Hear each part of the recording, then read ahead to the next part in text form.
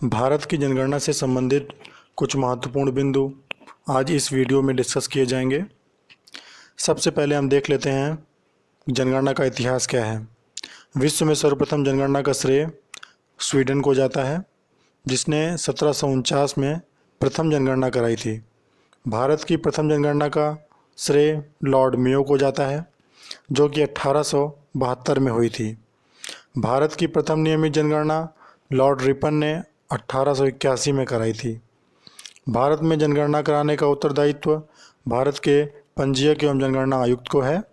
विश्व जनगणना दिवस 11 जुलाई को मनाया जाता है। भारत की जनगणना विश्व की जनगणना की 17.5% है, यानी भारत की कुल आबादी विश्व की आबादी की 17.5 है, जो कि अगर हम इसको रैंक वाइज देखते हैं तो सेकंड रैंक आती है। फर्स्ट रैंक चाइना की है। क्षेत्रफल के अनुसार भारत के पास विश्व का 2.4% एरिया है, जो कि रैंक के अनुसार 7th पोजीशन पर आता है। जनगणना के प्रशासनिक ढांचे पर एक नज़र डाल लेते हैं। जनगणना भारत की संघ सूची का विषय है, जो कि अनुसूची 7 में है। क्योंकि संघ सूची अनुसूची 7 में है, इसलिए जनगणना भी अनुसूची 7 से संबंधित है। अनुच्छेद 246 में जनगणना के बारे में वर्णन किया गया है। जनगणना के कुछ महत्वपूर्ण तथ्य। 2011 की जनगणना स्वतंत्र भारत की 7वीं जनगणना थी। इसके संबंध में कुछ महत्वपूर्ण तथ्य देख लेते हैं। 2011 की जनगणना का स्लोगन था, हमारी जनगणना हमारा भविष्य। इस जनगणना में कुल 29 प्रश्न को शामिल किया गया था। 2011 की जनगणना के पंजीयक एवं जनगणना आयुक्त का नाम डॉक्टर सी चंद्रमौली। 2011 की जनगणना स्वतंत्र भारत की 15वीं जनगणना थी। स्वतंत्र भारत की 7वीं जनगणना और भारत की 15वीं जनगणना थी। यानी कि अगर हम प्रथम जनगणना 1872 लॉर्ड मेयो के शासनकाल से लें तो 2011 की जनगणना 15वीं जनगणना थी। जनगणना भारत की आंतरिक संरचना को देख लेते हैं।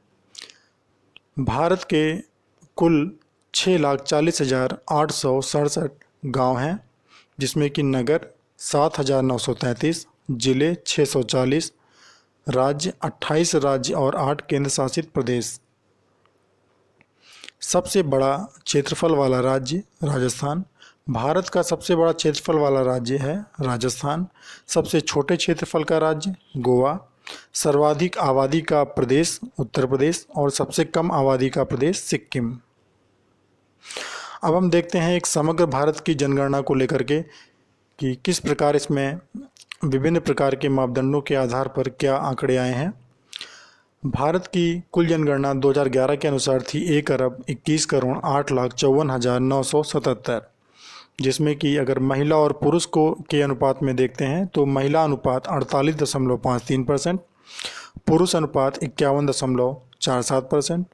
अगर हम इन आंकड़ों को नगरीय और ग्रामीण जनसंख्या में बांटें तो भारत की 31.1% आबादी नगरों में निवास करती है और 68.9% आबादी गांव में निवास करती है। तो अगर हम भारत की कुल जनगणना को नगरीय और ग्रामीण में बांटते हैं तो नगरीय जनसंख्या 31.1% और ग्रामीण जनसंख्या 68.9%।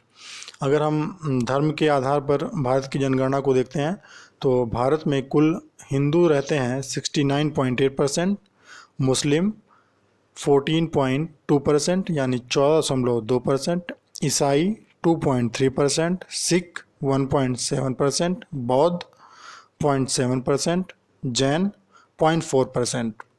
ये जनसंख्या का धार्मिक वितरण है। अनुसूचित जाति यानी SC, अनुसूचित जनजाति यानी ST के अनुसार भारत की जनगणना देखते हैं। भारत में कुल अनुसूचित जाति यानी SC आबादी 16.6% है, जिसका संख्यात्मक मान 20.137 करोड़ है। अनुसूचित जनजाति यानी ST आबादी कुल आबादी का 8.6%, इसका संख्यात्मक मान 10.43 करोड़ है। विभिन्न मापदंडों के आधार पर भारत की जनसंख्या के आंकड़ों को देख लेते हैं। लिंगानुपात के आधार पर भारत का लिंगानुपात 943 है, जबकि उत्तर प्रदेश का लिंगानुपात 912 है। लिंगानुपात का अर्थ होता है प्रति 1000 पुरुषों पर महिलाओं की संख्या। यानी अगर भारत का लिंगानुपात 943 है, इसका मतलब भारत में प्रति 1000 पुरुष के पीछे 943 महिलाएं हैं। उत्तर प्रदेश का लिंगानुपात 912 है। 0 से 6 वर्ष के बच्चों का जो लिंगानुपात है वो पूरे भारत का है 619।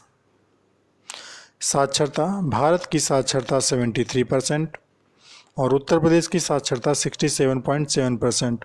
जनघनत्व, भारत का जनघनत्व 382 जबकि उत्तर प्रदेश का जनघनत्व 829। भारत की वार्षिक जनसंख्या वृद्धि दर 1.64%। भारत की 10 की वृद्धि 17.7%। विकलांगता, भारत में 2.21% विकलांगता है। जीवन प्रत्याशा का अर्थ होता है कि एक व्यक्ति कितना औसत आयु जीता है। भारत की जीवन प्रत्याशा 67.9 वर्ष है। जन्म दर 21%, भारत की जन्म दर 21% है, जो कि पिछले जनगणना से घटी है। कुछ प्रादेशिक आंकड़े हम देख लेते हैं कि भारत के जो 28 राज्य और केंद्र शासित प्रदेश हैं उसमें जनगणना के लिए क्या मापदंड आए हैं। उत्तर प्रदेश, सर्वप्रथम हम उत्तर प्रदेश को देखते हैं। उत्तर प्रदेश की जनसंख्या सबसे अधिक है। उत्तर प्रदेश में सबसे अधिक एससी आबादी निवास करती है। उत्तर प्रदेश में ही सबसे अधिक विकलांग हैं। बिहार का जनघनत्व सबसे अधिक है, 1106 है। सबसे कम साक्षरता, बिहार के लोग सबसे कम साक्षर हैं, 61.8%। केरल राज्य में साक्षरता सर्वाधिक है जो कि 94% है और लिंगानुपात भी सर्वाधिक है जो कि 1084 है। अरुणाचल प्रदेश सबसे कम जनघनत्व वाला प्रदेश है तथा अरुणाचल प्रदेश का लिंगानुपात 0 से 6 वर्ष के बच्चों का लिंगानुपात सर्वाधिक है, 972। हरियाणा राज्य का लिंगानुपात सबसे कम है जो कि 879 है। राजस्थान का क्षेत्रफल सर्वाधिक है, इसको हम अब पहले भी देख चुके हैं। सबसे कम क्षेत्रफल गोवा का है। हिमाचल प्रदेश में सर्वाधिक ग्रामीण आबादी निवास करती है और सबसे अधिक हिंदू आबादी भी हिमाचल प्रदेश में परसेंट वाइज निवास करती है। मध्य प्रदेश में सर्वाधिक एसटी आबादी निवास करती है और मध्य प्रदेश में सर्वाधिक शिशु मृत्यु दर है जो कि 54 है।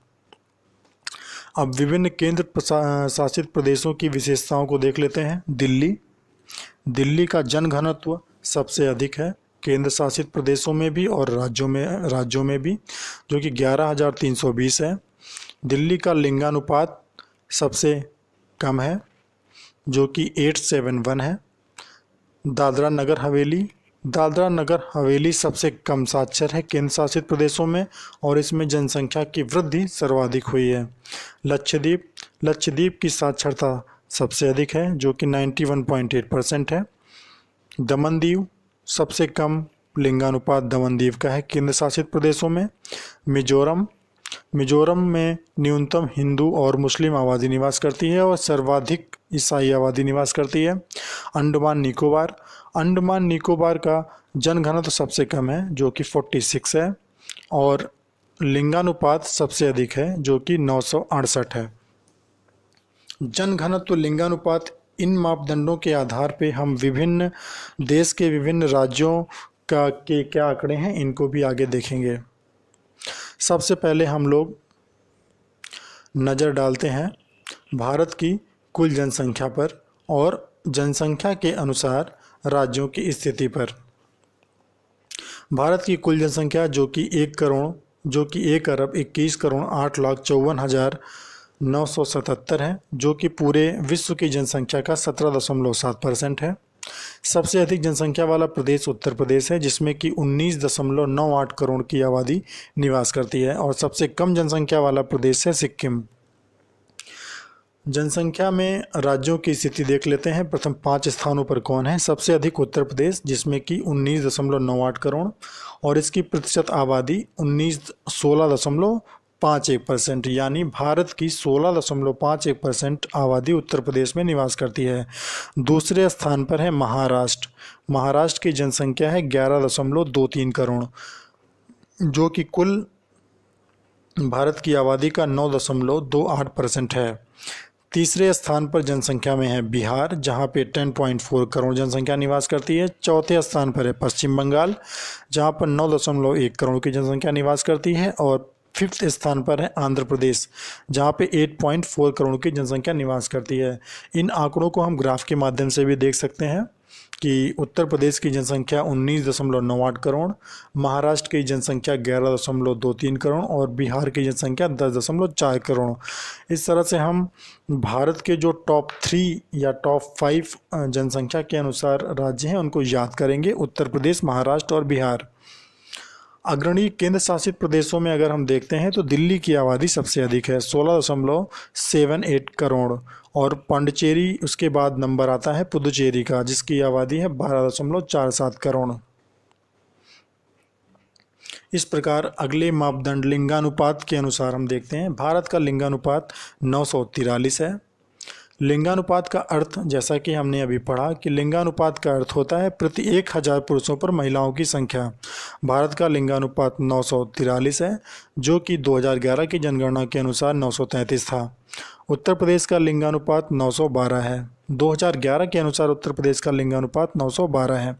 लिंगानुपात में अगर हम राज्यों की स्थिति को देखते हैं तो सबसे अग्रणी राज्य लिंगानुपात में है केरल, जिसका लिंगानुपात है 1084। और सेकंड स्थान पर है तमिलनाडु 996। थर्ड स्थान पर है आंध्र प्रदेश 993।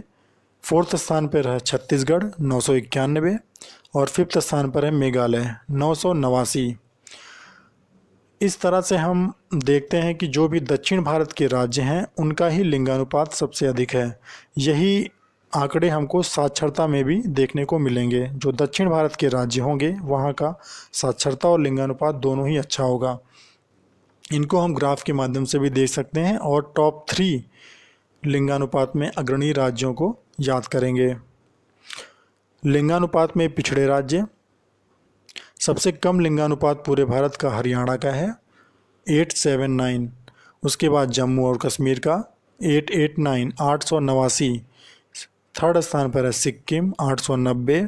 फोर्थ स्थान पर है पंजाब 895। और अगर उत्तर प्रदेश का हम लिंगानुपात देखें तो उत्तर प्रदेश का लिंगानुपात 912 है और उत्तर प्रदेश की रैंक है 5th। अगर हम उत्तर प्रदेश की प्रतियोगी परीक्षाओं के लिए पढ़ते हैं तो उत्तर प्रदेश की विभिन्न मापदंडों, चाहे वो जनघनत्व हो, लिंगानुपात हो या जनसंख्या, तो उनमें उत्तर प्रदेश की क्या रैंक है और उत्तर प्रदेश की के क्या मान है उस रैंक में, उसको याद करना अत्यंत आवश्यक होगा। इसलिए अगर हम उत्तर प्रदेश का लिंगानुपात देखते हैं तो वो है 912 और रैंक वाइज है 5th।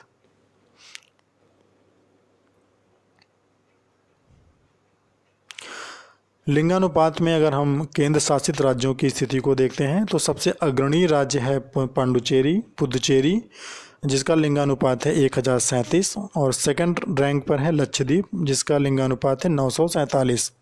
पिछड़े हुए केंद्र शासित राज्यों में सबसे निचले पायदान पर है दमन और दीव, जिसका लिंगानुपात है 918। दादर और नगर हवेली सेकंड रैंक पर है नीचे से, जिसका लिंगानुपात है 774। सर्वाधिक लिंगानुपात वाले अगर हम जिले देखें तो पांडिचेरी का माहे जिला, जिसका लिंगानुपात है 1176। और अल्मोड़ा, जो कि उत्तराखंड में है, इसका लिंगानुपात है 1139। सबसे कम लिंगानुपात वाले जिले हैं दमन और लेह। इसके बाद हम देखते हैं कि साक्षरता में राज्यों की स्थिति क्या है। सबसे पहले साक्षरता में जो भारत की स्थिति है वो भारत की साक्षरता है 73%। साक्षरता का अर्थ क्या होता है? साक्षरता में सभी आयु वर्ग के लोगों को शामिल नहीं किया जाता। साक्षरता में केवल 7 वर्ष की आयु से ऊपर वे व्यक्ति जो पढ़ और लिख सकते हैं उन्हें ही साक्षर माना जाता है। तो विभिन्न प्रतियोगी परीक्षाओं में साक्षरता के मापदंड के लिए जो आयु होती है 7 वर्ष की आयु से ऊपर, इसे भी परीक्षाओं में पूछा जाता रहा है। तो साक्षरता का अर्थ यहाँ पर जनगणना में ये है कि 7 वर्ष की आयु से ऊपर के वे व्यक्ति जो पढ़ और लिख सकते हैं उन्हें ही साक्षर माना जाएगा। 1951 जब भारत आज़ाद हुआ उसके बाद की अगर हम प्रथम जनगणना देखें तो 1951 में भारत की जो साक्षरता है वो 18.33% थी। वर्तमान में भारत की साक्षरता 73% है, जिसको अगर हम महिला और पुरुष के अनुसार डिवाइड करते हैं तो पुरुषों में साक्षरता 80.9% और महिलाओं की साक्षरता 64.6% है। 2001 में जो भारत की साक्षरता थी वो 64.8% थी। इससे हमको देखने में लग रहा है कि पिछले 10 वर्षों में हमने साक्षरता को लेकर काफ़ी प्रगति करी है। उत्तर प्रदेश की साक्षरता 67.7% है, जिसमें कि पुरुष साक्षरता 77.3% और महिला साक्षरता 57.2% है। सर्वाधिक साक्षर जिला पूरे भारत में सरचिप जो कि मिजोरम में है। साक्षरता में जो रिलेटिव ग्रोथ हुई है वो 36.16% की हुई है। अगर हम 2001 से कंपेयर करते हैं तो 2011 में महिला साक्षरता में सर्वाधिक वृद्धि हुई जो कि 46.67% है और पुरुष साक्षरता में 29.15% की वृद्धि हुई। साक्षरता में हम टॉप 5 अग्रणी राज्यों को देख लेते हैं। जैसा कि हम सबको पता है कि केरल राज्य की ही साक्षरता सबसे अधिक है, जो कि विगत कई दशकों से चली आ रही है। केरल की साक्षरता है 94%। सेकंड रैंक पर है मिजोरम। मिजोरम की साक्षरता है 91.3%। थर्ड रैंक पर है गोवा, जिसकी साक्षरता है 88.7%। फोर्थ रैंक पर है त्रिपुरा, जिसकी साक्षरता है 87.2% और फिफ्थ रैंक पर है हिमाचल प्रदेश, जिसकी साक्षरता है 82.8%। इन आंकड़ों को देख के थोड़ा सा हमें ये अंदाज़ा लग रहा होगा कि जो राज्य छोटे हैं उनकी साक्षरता सबसे अधिक है और जहाँ पर भी ईसाई जनजाति के लोग अधिक पाए जाते हैं, जैसा कि मिजोरम में ईसाई जनजाति के लोग सबसे अधिक पाए जाते हैं। गोवा में भी विदेशियों का आधिपत्य सबसे अधिक दिनों तक रहा, इसलिए यहाँ की साक्षरता भी सबसे अधिक है। ग्राफ के अनुसार देखें तो केरल की साक्षरता सबसे अधिक है, फिर मिजोरम की, फिर गोवा की। पिछड़े अगर राज्यों में देखते हैं साक्षरता में तो सबसे पिछड़ा राज्य साक्षरता में है बिहार, जिसकी साक्षरता है 61.8%। इसके बाद अरुणाचल प्रदेश, इसकी साक्षरता है 65.4% और तीसरे स्थान पर है राजस्थान 66.1%। इसके बाद झारखंड 66.4%। इसके बाद आंध्र प्रदेश 67.0%। इस तरह से हम देखते हैं कि बिहार राज्य साक्षरता के मामले में सबसे पीछे है, जनघनत्व के मामले में सबसे आगे है। अरुणाचल प्रदेश जनघनत्व के मामले में सबसे पीछे है और 0 से 6 वर्ष के बच्चों के लिंगानुपात के मामले में सबसे आगे है। राजस्थान क्षेत्रफल के मामले में सबसे अधिक, साक्षरता के मामले में थर्ड रैंक पर है। अगर हम लिंगानुपात में केंद्र शासित राज्यों की स्थिति को देखते हैं तो सबसे अग्रणी राज्य है लक्षद्वीप, जहाँ की साक्षरता है 91.8%। ये लिंगानुपात यहाँ पर गलत है, यहाँ पे साक्षरता होना चाहिए। दमन और दीव की जो साक्षरता है वो 87.1% है। साक्षरता में सबसे जो पिछड़े राज्य हैं वो दादर और नगर हवेली, और जिसकी साक्षरता है 76.2% और पांडुचेरी 85.8%। जनघनत्व के आधार पर अगर हम देखते हैं तो जो भारत का जनघनत्व है वो 382 है प्रति किलोमीटर। जनघनत्व का अर्थ ये होता है कि प्रति वर्ग किलोमीटर, यानी अगर 1 किलोमीटर इधर, 1 किलोमीटर इधर, 1 किलोमीटर, 1 किलोमीटर, यानी 1 किलोमीटर का अगर हम एक स्क्वायर बनाते हैं तो उसमें रहने वाले कुल व्यक्तियों की संख्या जो होती है वही जनघनत्व होती है। तो जनघनत्व की परिभाषा प्रति 1 वर्ग किलोमीटर में रहने वाले व्यक्तियों की संख्या। भारत का जनघनत्व 382 जो कि 2001 में 325 था। इसके संख्यात्मक मान में 57 की वृद्धि हुई है। उत्तर प्रदेश का जनघनत्व 829। जनघनत्व के अनुसार उत्तर प्रदेश की रैंक है 4th। जनघनत्व के अनुसार हम राज्यों की स्थिति को देख लेते हैं। सबसे अधिक जनघनत्व बिहार का है 1106। उसके बाद पश्चिम बंगाल 1028। थर्ड रैंक पर है केरल 860। फोर्थ रैंक पर है उत्तर प्रदेश 829। फिफ्थ रैंक पर है हरियाणा 573। अगर हम ग्राफ वाइज देखते हैं तो इस प्रकार से हम टॉप 3 जनघनत्व वाले राज्यों को याद कर सकते हैं जहाँ पे सबसे सघन आबादी पाई जाती है, जिसमें कि पहले नंबर पर है बिहार, दूसरे नंबर पर है पश्चिम बंगाल और तीसरे नंबर पर है केरल।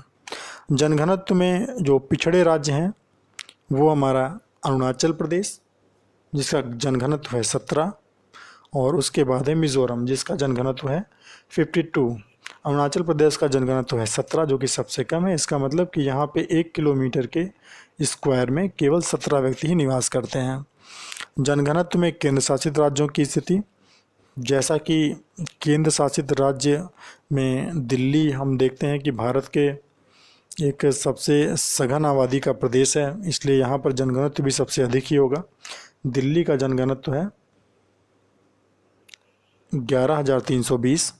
उसके बाद चंडीगढ़, और सबसे कम जनघनत्व वाले केंद्र शासित राज्यों में सबसे निचले पायदान पर है अंडमान निकोबार, जिसका जनघनत्व है 46।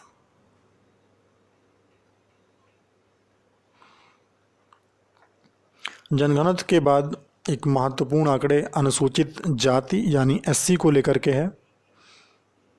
अनुसूचित जाति शब्द का सबसे पहले प्रयोग भारत शासन अधिनियम 1935 में किया गया था।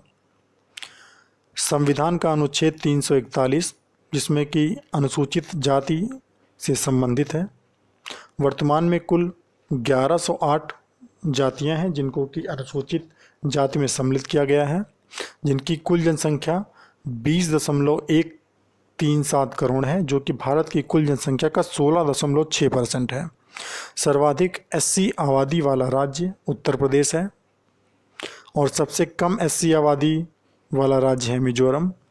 अगर प्रतिशतता के आधार पर हम देखते हैं तो एससी की सर्वाधिक प्रतिशतता वाला राज्य है पंजाब, जहां पर 31.9% आबादी एससी है, और सबसे कम प्रतिशतता वाला राज्य एससी में है मिजोरम, क्योंकि मिजोरम में अभी आप देखेंगे कि सबसे अधिक एसटी आबादी निवास करती है।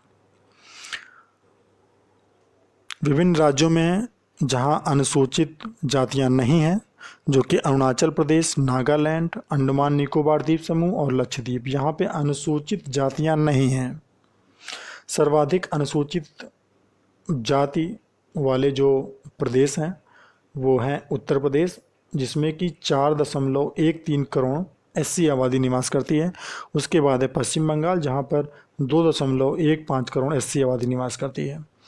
सर्वाधिक अनुसूचित जाति की प्रतिशतता के अनुसार जो राज्य हैं उनको देख लेते हैं। पंजाब एक ऐसा राज्य है जहां पर सबसे अधिक प्रतिशतता वार एससी आबादी निवास करती है, जो कि 31.9% है। उसके बाद हिमाचल प्रदेश, जिसमें कि 25.2% एससी आबादी निवास करती है। एससी के बाद हम देखते हैं अनुसूचित जनजाति यानी एसटी। कुल आंकड़े देखते हैं तो भारत की कुल आबादी का 8.6% एसटी की आबादी है। संख्यात्मक मान इनका 10.43 करोड़ है। सर्वाधिक एसटी आबादी मध्य प्रदेश में निवास करती है, जो कि 21.1% है, और इनका संख्यात्मक मान है 1.53 करोड़। उसके बाद महाराष्ट्र और उसके बाद उड़ीसा, यानी कि सबसे अधिक आबादी मध्य प्रदेश, सेकंड नंबर पर महाराष्ट्र और थर्ड नंबर पर उड़ीसा। अगर हम प्रतिशततावार देते हैं तो लक्षद्वीप में सबसे अधिक एसटी आबादी निवास करती है, और उसके पश्चात मिजोरम 94.4% एसटी आबादी निवास करती है। हरियाणा, पंजाब, दिल्ली, पांडिचेरी, चंडीगढ़ में एसटी आबादी यानी अनुसूचित जनजाति नहीं पाई जाती हैं। अभी हमने देखा था कि पंजाब में सबसे अधिक एससी आबादी पाई जाती है, लेकिन एसटी आबादी यहाँ पर एक भी नहीं पाई जाती। अनुसूचित जातियों में जो लिंगानुपात है वो 990 है, जो कि बहुत अच्छा है। अगर हम भारत के एवरेज लिंगानुपात जो कि 943 है के हिसाब से देखते हैं तो। विकलांगता के मापदंड पर भारत की स्थिति को देखते हैं। विकलांगता के मापदंड पर भारत में कुल 2.21% विकलांग हैं, यानी कि भारत में 2216 व्यक्ति प्रति 1 लाख विकलांग पाए जाते हैं। इन विकलांगों में सबसे अधिक जो विकलांगता है वो ब्लाइंडनेस है, यानी कि भारत में सबसे अधिक ब्लाइंड पाए जाते हैं। अगर हम विकलांगता को एक मापदंड मानकर देखते हैं तो भारत के कुल विकलांगों में 20.6% विकलांग जो हैं वो दृष्टिबाधित हैं, दृष्टिहीन हैं। सर्वाधिक विकलांग जनसंख्या वाला प्रदेश है उत्तर प्रदेश। धार्मिक वितरण अगर हम देखें भारत का, तो हिंदू भारत में पाए जाते हैं 79.8%, मुस्लिम पाए जाते हैं 14.2%, 14.2%, ईसाई आबादी है 2.3%, सिख आबादी है 1.7%, बौद्ध आबादी है 0.7%, जैन आबादी है 0.4%। इन धार्मिक आंकड़ों में अगर हम वृद्धि दर देखते हैं, अगर हम कंपेयर करते हैं कि किस धर्म में पिछले दशक के अनुसार कितनी वृद्धि हुई, तो सबसे अधिक वृद्धि मुस्लिमों में हुई 24.65% की वृद्धि अगर हम 2001 से कंपेयर करते हैं तो। उसके बाद हिंदुओं में 16.76% की वृद्धि हुई। उसके बाद ईसाइयों में 15.5% की वृद्धि हुई। फोर्थ रैंक पर हैं सिख, जिनमें 8.4% की वृद्धि दर्ज की गई। उसके पश्चात बौद्ध 6.1%, और सबसे कम जो वृद्धि दर्ज की गई वो जैनों में 5.4%।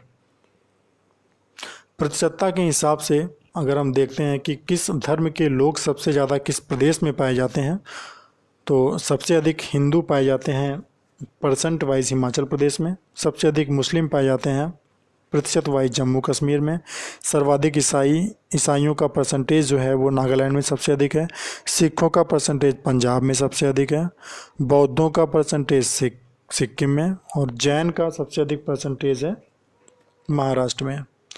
अगर हम लिंगानुपात के हिसाब से देखते हैं तो ईसाइयों का लिंगानुपात सबसे अधिक है।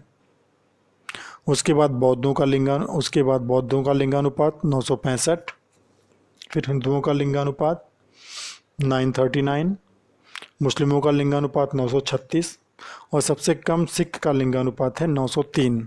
ये धर्म के अनुसार अगर हम लिंगानुपात के मापदंड को देखते हैं तो ये आंकड़े हमारे सामने आते हैं। और सर्वाधिक विशेषता जैनों में है कि जैनों की साक्षरता सबसे अधिक होती है। जैन सबसे अधिक महाराष्ट्र में पाए जाते हैं, उनकी साक्षरता सबसे अधिक होती है। इस प्रकार हम देखें कि किस प्रकार से हिंद भारत में विभिन्न धर्मों का डिस्ट्रीब्यूशन है, कि भारत में किस तरह से 79.8% हिंदू पाए जाते हैं, और सेकंड नंबर पे सबसे अधिक आबादी है मुसलमानों की